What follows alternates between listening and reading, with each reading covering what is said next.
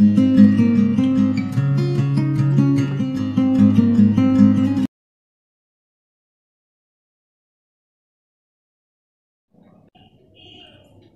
তোমাদের কোষে দেখি 2-এর যে সূচকের অঙ্কগুলো রয়েছে সেখানের 10-এর যে এমসিকিউ রয়েছে সেইগুলো আমরা কমপ্লিট করব।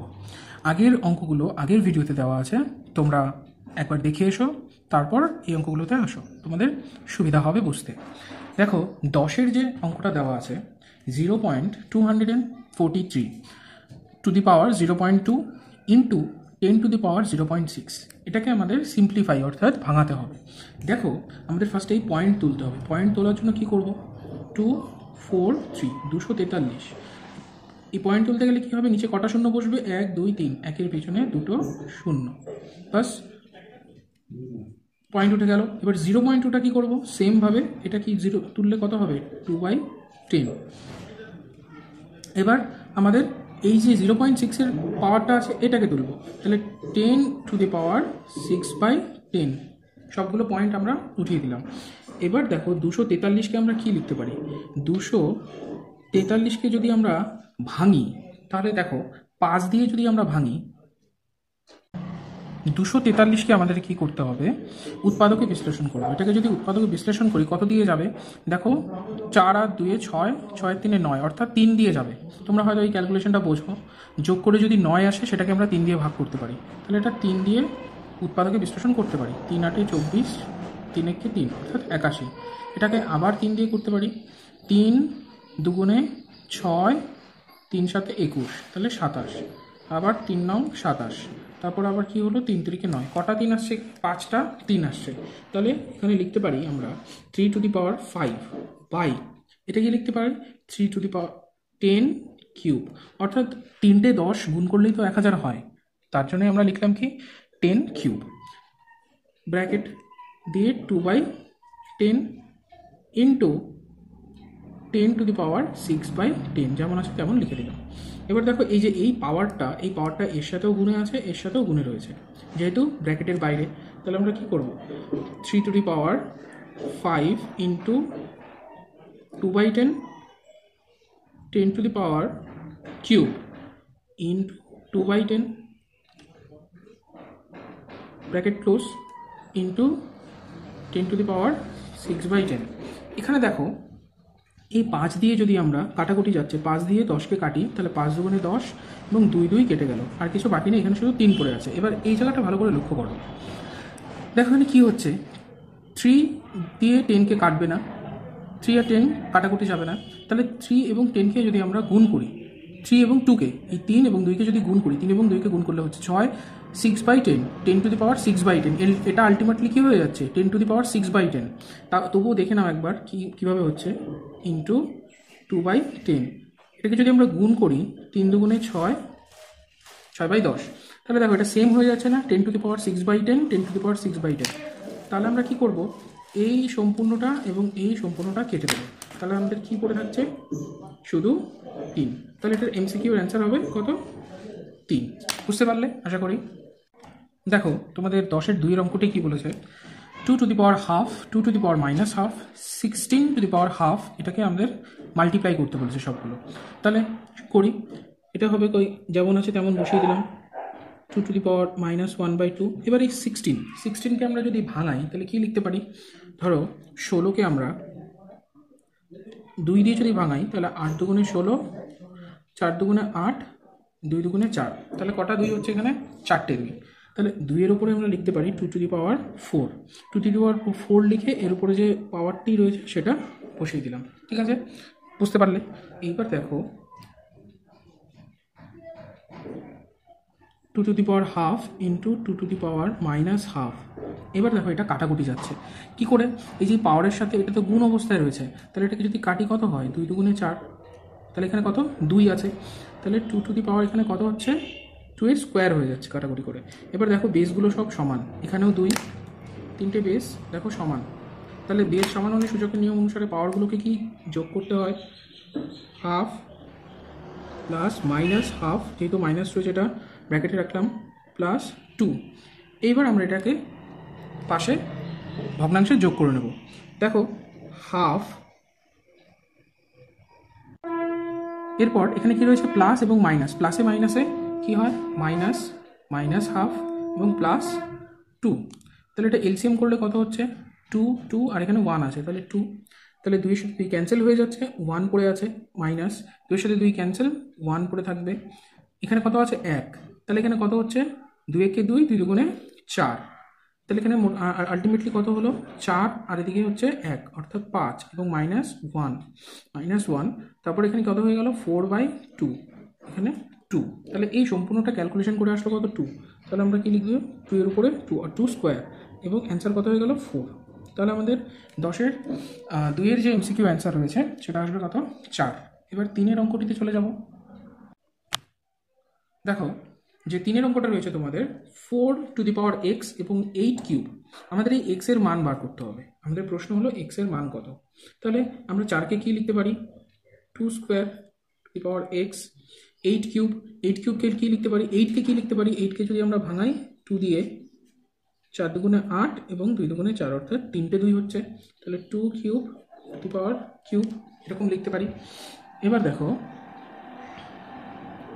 বা এই যে এই 2 এবং এই x তো গুণ হয়ে আছে পাওয়ারে, এদের গুণ সম্পর্ক রয়েছে, তাহলে আমরা লিখতে পারি 2 two the power 2x equals to, এবং এই 3 এবং এই 3 গুণ সম্পর্কে তাহলে কত লিখতে পারি 3 3 কে 9, বা দেখো বেস দুটো সেম হয়ে গেল, বেস দুটো সেম হয়ে গিয়ে ক্যান্সেল হয়ে গেল, তাহলে আমাদের পড়ে আছে কি শুধু 2x ইকুয়ালস টু 9, এই যে এই পাওয়ার দুটো বেস দুটো সেম হয়ে গেল তাই ক্যান্সেল হয়ে গেল সমান সমানের এপারে ওপারে, বা x ইকুয়ালস টু কত 9/2, এটাই হচ্ছে আমাদের 3 নম্বরে যে এমসিকিউ তার অ্যান্সার।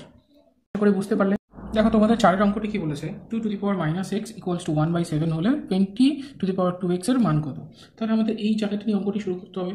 দেখো 20 টু দি পাওয়ার -x, এই 20 টু দি পাওয়ার -x এর থেকে 2x আনতে গেলে আমাদের কি করতে হবে -x এর থেকে 2x আনতে গেলে কি করব আমরা বাইরে একটা -2 গুণ করব, -2 কেন গুণ করলাম পরে বলছি, এবং এখানে যেহেতু 1/7 আছে এই 1/7কেও আমরা -2 দিয়ে মাল্টিপ্লাই করব, যেহেতু এবারে আমরা -2 দিয়ে মাল্টিপ্লাই করেছি এবারেও আমাদের -2 দিয়ে মাল্টিপ্লাই করতে হবে।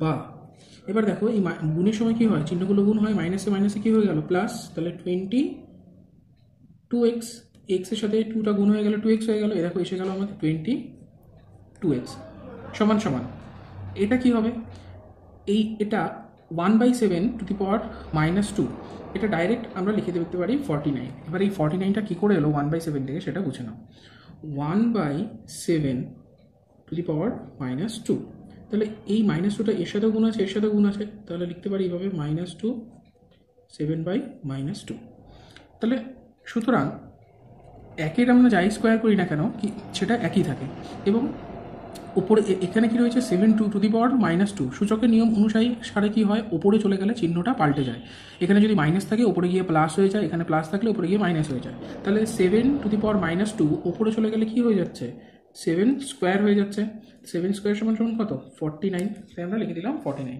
তাহলে তোমাদের 6-এর 4-এর অঙ্কটির অ্যান্সার হলো 40, এমসিকিউটির অ্যান্সার হলো 49। এবার আমরা 5-এর অঙ্কটিতে চলে যাবো। দেখো তোমাদের 5-এর অঙ্কটা কি বলছে 4 × 5 to the power x equal to 500 হলে x two the power x এর মান কত, তাহলে এটা আমরা শুরু করি। দেখো এখানে একটা সংখ্যা আছে এবং একটি বীজগাণিতিক সংখ্যাওয়ালা রাশিওয়ালা সংখ্যা আছে, তাহলে আমরা এই সংখ্যাটিকে শুধু এবারে নিয়ে যেতে পারি, তাহলে 5 টু দি পাওয়ার x, যেহেতু আমরা x এর মান বার করবো তাই এক্সটাকে বাদিকে রাখলাম, 500 এটা এখানে গুণ হয়েছিল এখানে গিয়ে কি হয়ে যাবে ভাগ, বা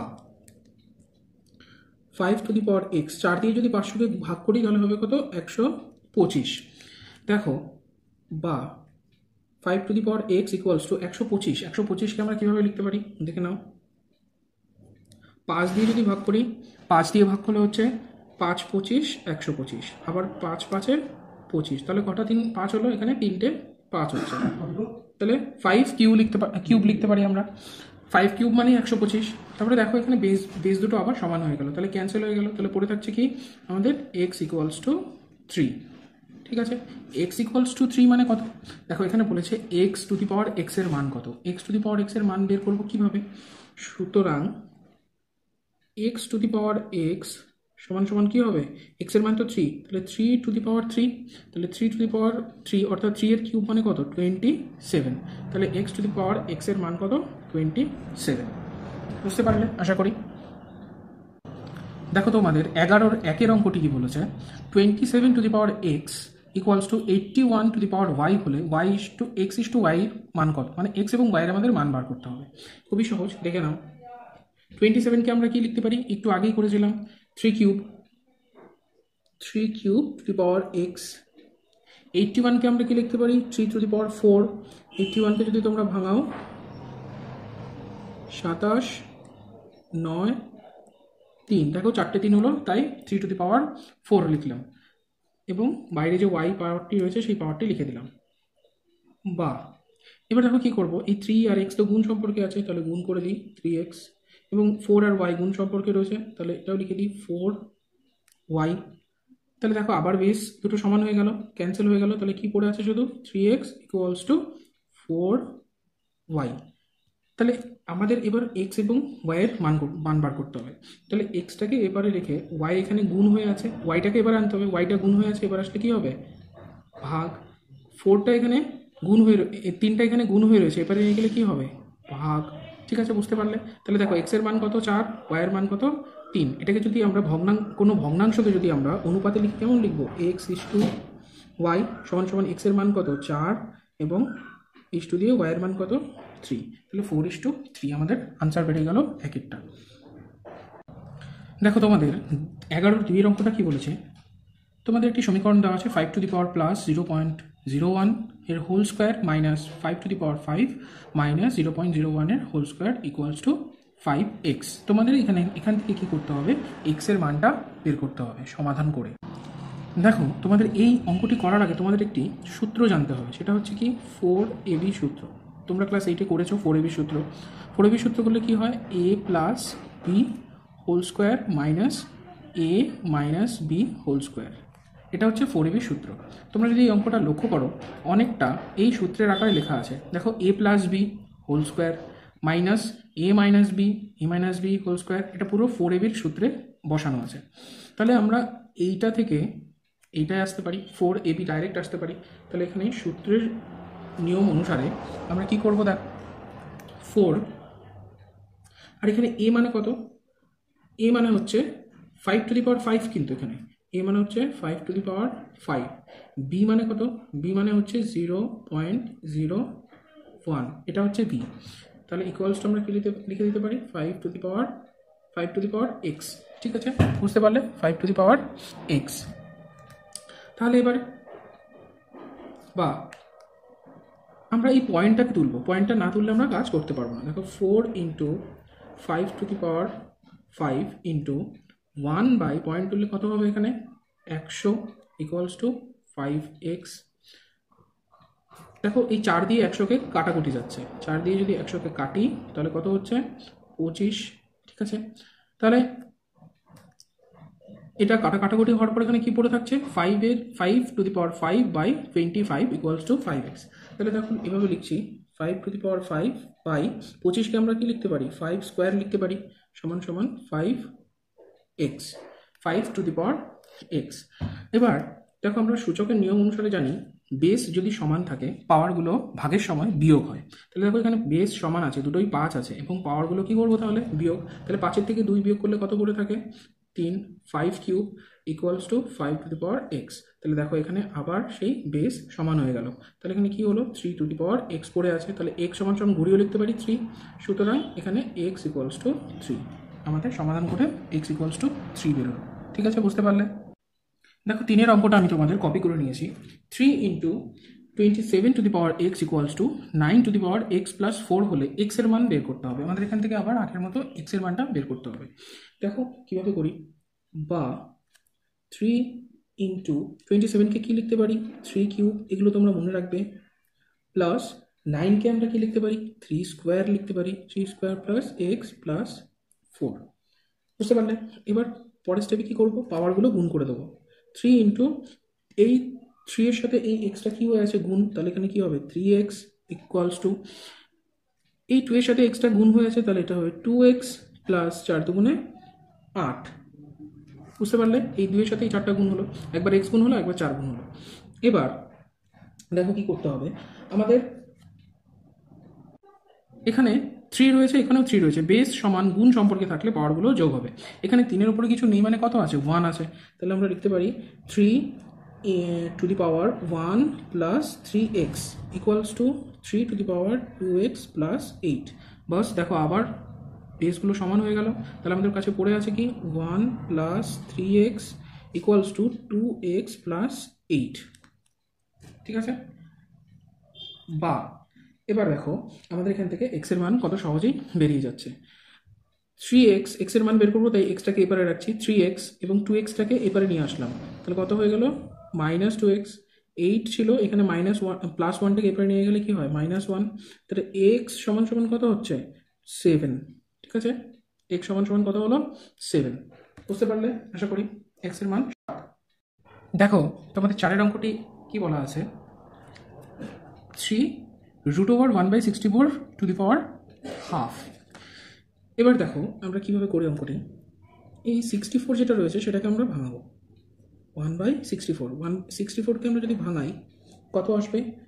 2 দিয়ে যদি ভাঙাই আসছে কি আমাদের 3 দুগুণে 6, 2 দুগুণে 4, 16 দুগুণে 32, 8 দুগুণে 16, 4 দুগুণে 8, 2 দুগুণে 4। কটা 2 হচ্ছে দেখো এখানে? 6টা 2 হচ্ছে। তাহলে আমরা লিখতে পারি 2 টু দি পাওয়ার 6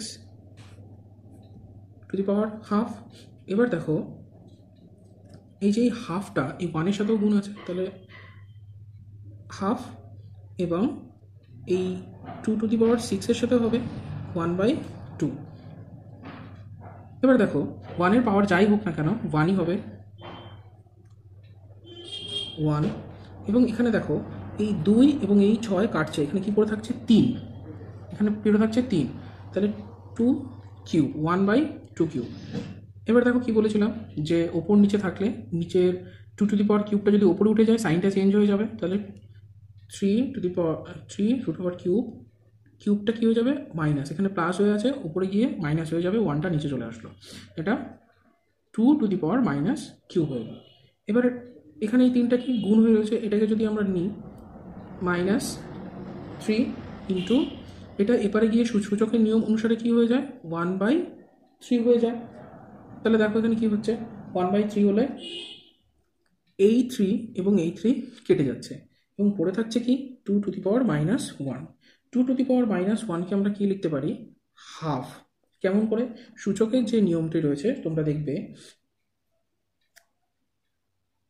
এই নিয়মটি লক্ষ্য করো, 7-এর নিয়মটি x two the power -m। দেখো এটি পরের স্টেপে কি হয়ে যাচ্ছে? 1/x two the power m। এই মাইনাসটা কি হয়ে যাচ্ছে? প্লাস হয়ে x এর উপরে পাওয়ার হিসাবে বসে যাচ্ছে।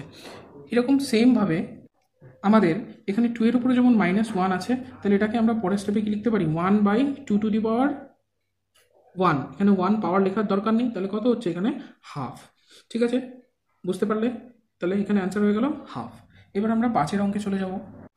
দেখো 5-এর অঙ্কে তোমাদের বলা আছে 3 টু দি পাওয়ার 3 তার উপরে পাওয়ার 3 এবং 3 টু দি পাওয়ার 3 এবং ব্র্যাকেট ক্লোজ করে এই সম্পূর্ণটার উপরে পাওয়ার 3 এর মধ্যে কোনটি বৃহত্তর অথবা বড় তোমাদের বের করতে হবে। তাহলে প্রথমে আমরা এই 3 টু দি পাওয়ার 3 এবং তার উপরে 3 এটা নিয়ে কাজ করি। এটাকে আমরা কি লিখতে পারি? এটা সমান সমান কত হচ্ছে দেখো, 3 এর কিউব মানে কত? 3 এর কিউব মানে 3 3 9, 3 9 27। তাহলে এখানে পাওয়ার কত হয়ে যাচ্ছে? 3 টু দি পাওয়ার 27। এবং এটা কি হচ্ছে? এই ব্র্যাকেটের এপারে উপরে থাকলে আমরা কি জানি? গুণ হয়। তাহলে 3 টু দি পাওয়ার 9 কোনটা বড়? 27টা 3 বড় নাকি 9টা 3 বড়? তোমরা বুঝতেই পারছো এখানে 3 to the power 3 to the power 3 অর্থাৎ 3 to the power 3 greater than 3 to the power 3 কিউবের হোল কিউব এর থেকে বড়। আশা করি তোমরা বুঝতে পারলে। তোমাদের কোষে থেকে 2-এর সমস্ত অঙ্ক আমি করিয়ে দিলাম। এরপর আমরা সামন্তরিকের ধর্ম এই চ্যাপ্টারটি শুরু করব। এই অধ্যায়ের আগে যে সমস্ত অধ্যায়গুলো আছে সেগুলোও হবে। আমি প্রথমে ওই চ্যাপ্টারটা করিয়ে দিচ্ছি, ওই চ্যাপ্টার সহজ আছে, তোমাদের বুঝতে সুবিধা হবে, তাই আগে আমি ওই অধ্যায়টি করাচ্ছি এবং তারপরে আমি যে চ্যাপ্টারগুলো যে অধ্যায়গুলো মাঝখানে বাকি রয়ে গেল সেই অধ্যায়গুলো করিয়ে দেবো। Thank you. তোমাদের ভালো লাগলে চ্যানেলটি সাবস্ক্রাইব করো, লাইক করো, কমেন্ট করো এবং বন্ধুদের সাথে শেয়ার করো। Thank you.